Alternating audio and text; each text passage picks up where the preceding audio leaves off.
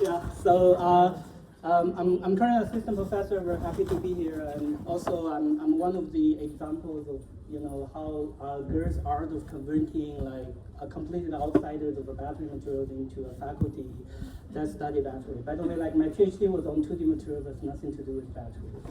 Okay, so I would like to start my talk with a little bit of story. Maybe you have heard about that already. So.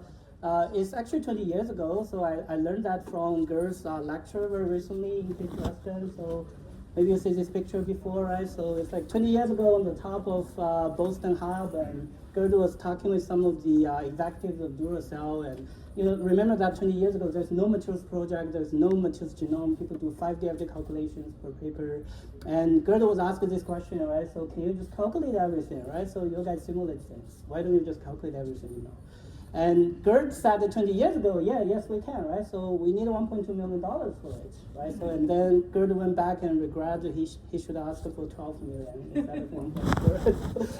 Yeah, this is kind of the early prototype of materials project when the MIT Ceder group did 130,000 of materials with high super screening, ending up with 200 compounds, which falls into the requirement of Duracell.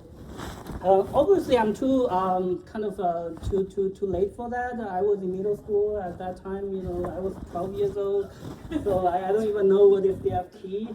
But I'm actually getting closer to this picture. You probably have seen that many times, right? So this is kind of our group SOP. All my students have watched this video. Like, this is actually in 2013. I just started my journey with 2D materials. I don't know any battery yet. But I actually listened in person to Christine's version on it at 2017 UAUC. And it's actually Christine's special seminar. Like, I'm one of the 500 audience at UAUC. And this is my feeling, like, damn, this is dream type of research I want to do. Unfortunately, Christine does not have an opening at that time. So, fortunately, I saw a job advertisement from Gerd literally just 1 month after Christine's talk. I applied immediately, and I still remember the offer letter from Saturday morning. Like Gerd said, like, this is the fastest offer letter I've sent for quite a while, because I got the letter second day after I paid the on-site visit to Berkeley Lab. So I'm extremely flattered by that. As you probably realize, I'm still bragging about it. So when I joined the group, I realized, our group are kind of tackling a big challenging of supply chain issues.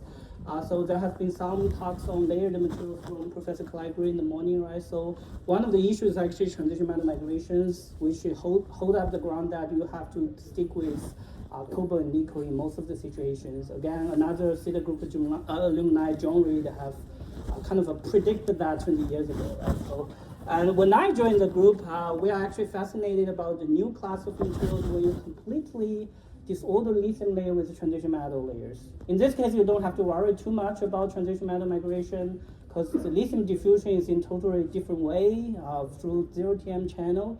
And Alex Urban calculates these NEB gaps, showing that 0TM is actually the lowest energy diffusion barrier local structures. And Jin-Yak Lee made actually electroactive material, which kind of a kickstart of disorder accent.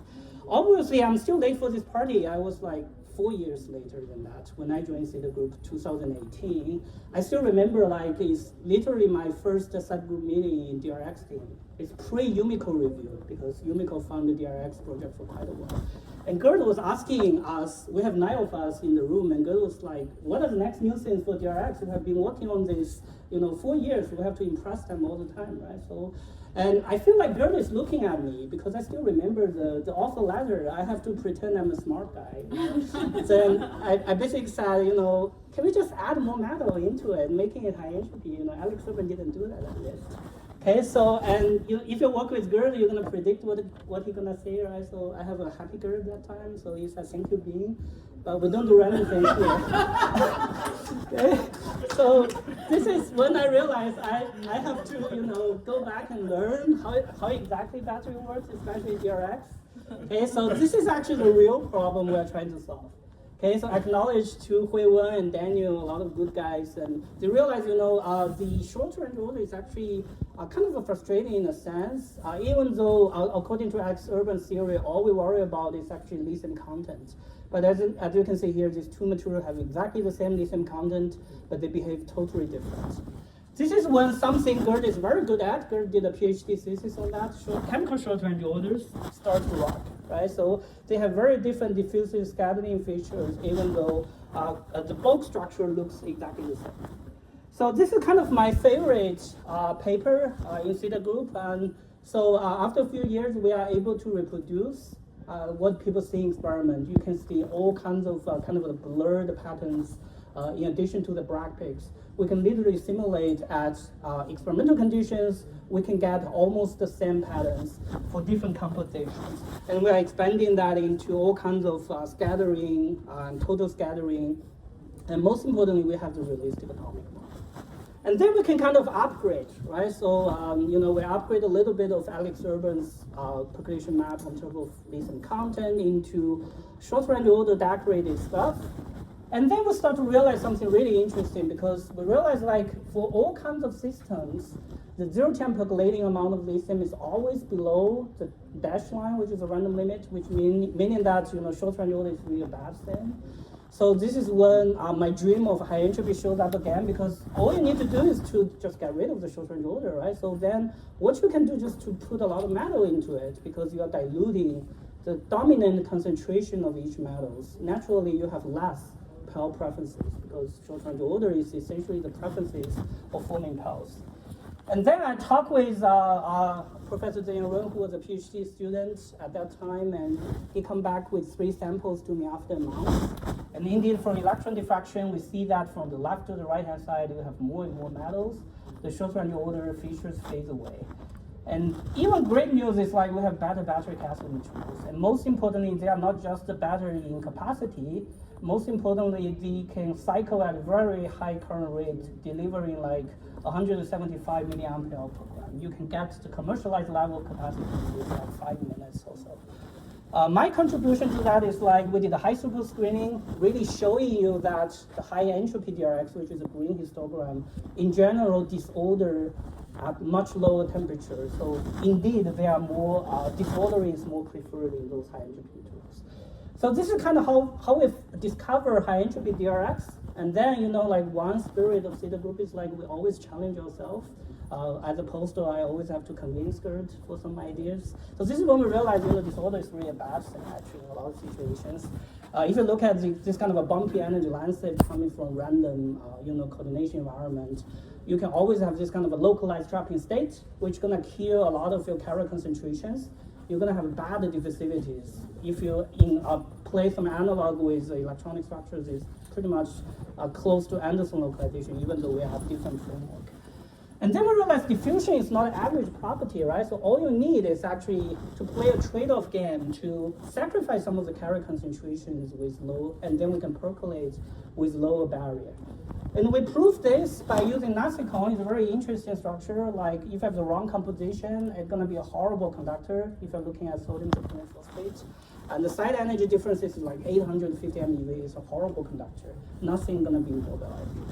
But whenever you introduce disordering, you're going to effectively overlap the site. Yifei actually showed a little bit in the morning, right? So I actually have the second part, right? So we indeed show that after this kind of overlap, cis can percolate. And most importantly, when you have a disordering going on, that you can have about 15% of the carriers percolating with 200 MeV of side energy differences, which is much, much lower compared with 850.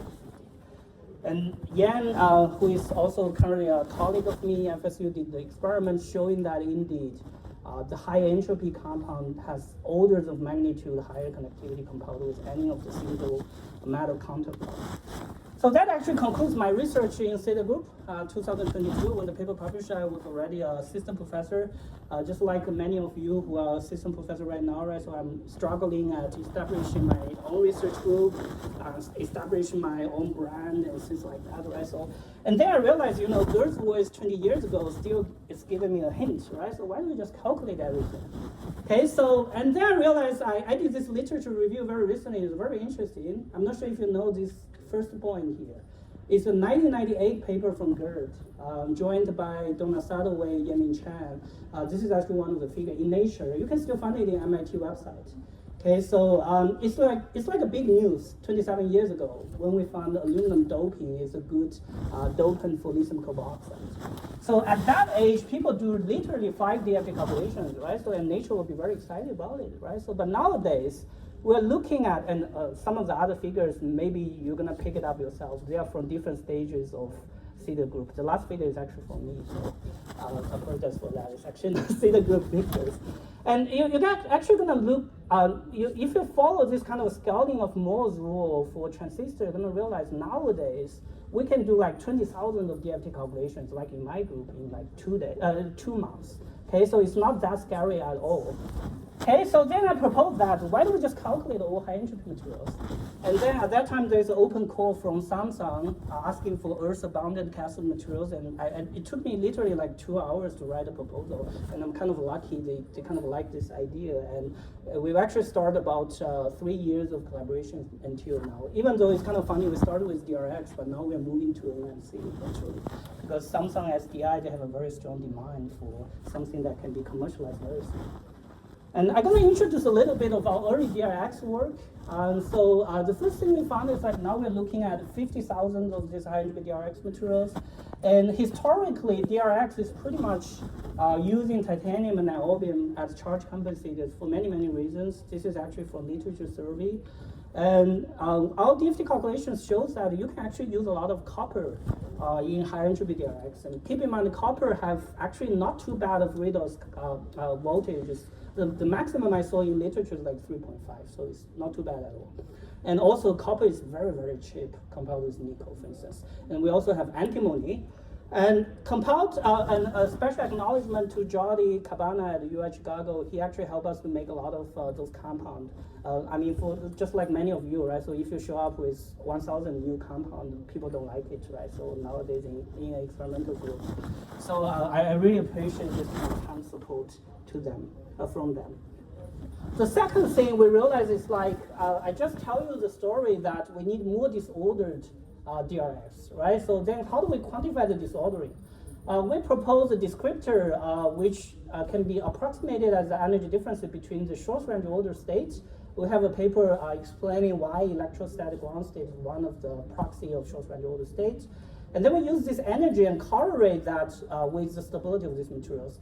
And it's very interesting, we saw that whenever you go to the left-hand side in x-axis, that means you have more disordered compound.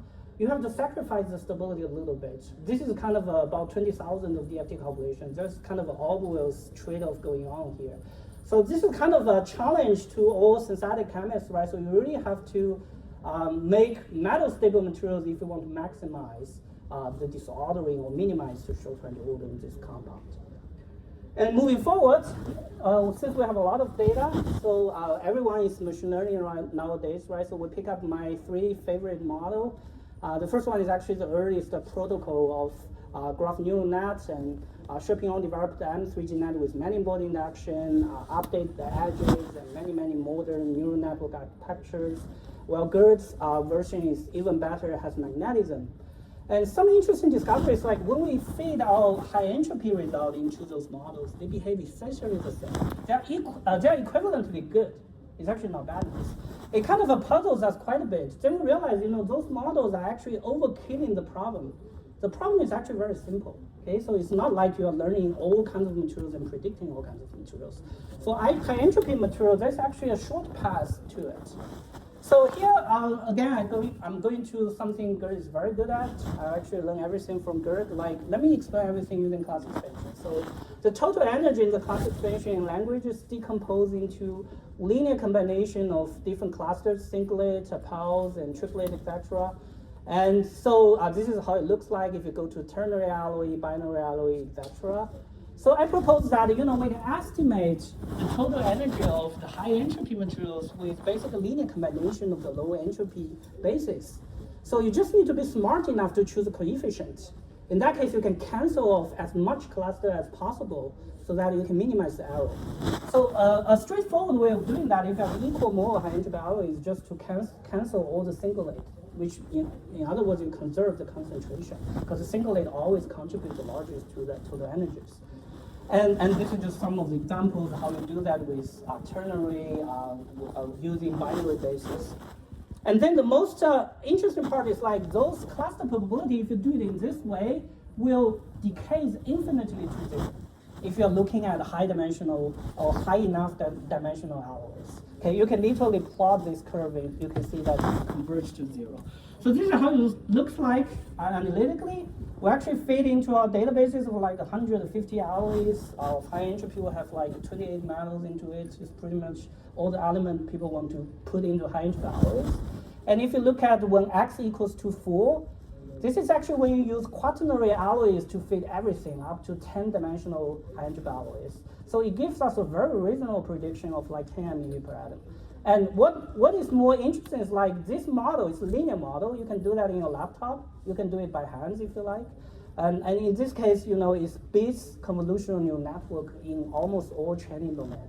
The x-axis is basically the training data and testing data. So the training data is 2 to 3 means you train on binaries and you predict the turn rates exactly. Okay, so that's kind of an interesting phenomenon that we discovered, and we realized that, you know, maybe high entropy is essentially have a strongly mean field effect. So many of the properties is not that complicated. You do not really need a neural network in a lot of situations. This is like one recent examples. We feed 1.2 million of electronic structure data. So typically people think, you know, electronic structure is delocalizing alloys, but we just need localized descriptors up to first nearest neighbor pairs. And we can fit something like D-band center relatively reasonable with 0.09 EV of mean absolute errors.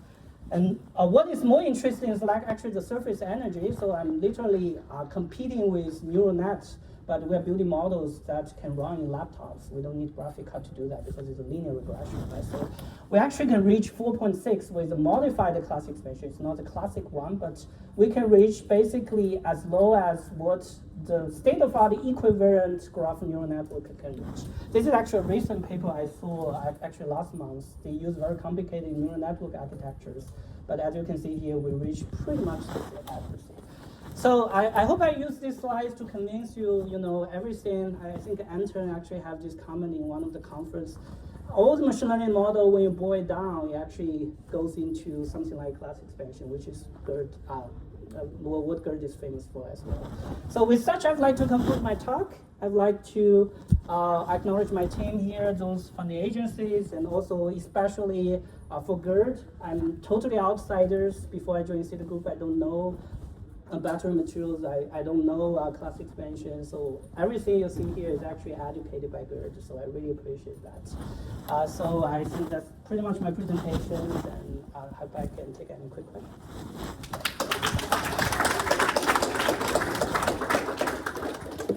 Any questions for Ben?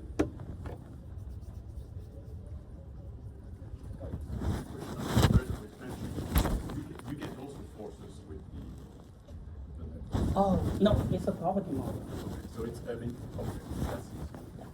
So that's a question, I mean, if you were taking a model that has forces, I mean, of course, then you get something more with Yeah, it depends on, very good question. and you can get all kinds of other properties. Yeah, exactly. So it's not too hard to do that, right? So I think Sanchez did some of the paper already, right? So the atomic class expansion is basically like a force field version of class expansion. So like maze is basically based on that.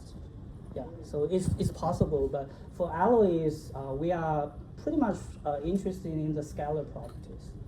So this is when you don't have to go to MD, because MD also is very time consuming, right? So. You show this plot where you have this anti-correlation between the disorder energy and energy of color. Yes.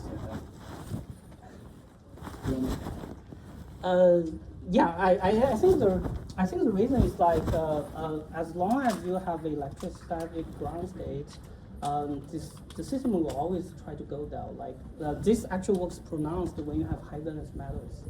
For instance, if you have 5+ and 6+, you're always going to see a very large differences between these two states. And SQS is always in very high energy. Well, if you can separate those high valence metals well with each other, the energy will be great. So that's possible only like the total energy. That's the total energy. We have a version of electrostatic energy as well, actually, in the paper.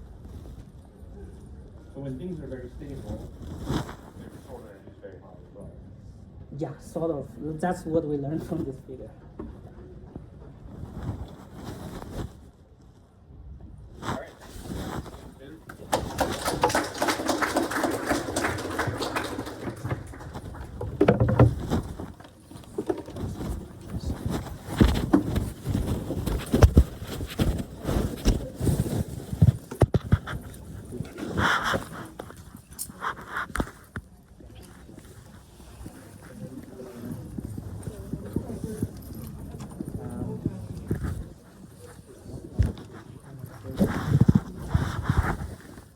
There are seats up here. Anyone wants to?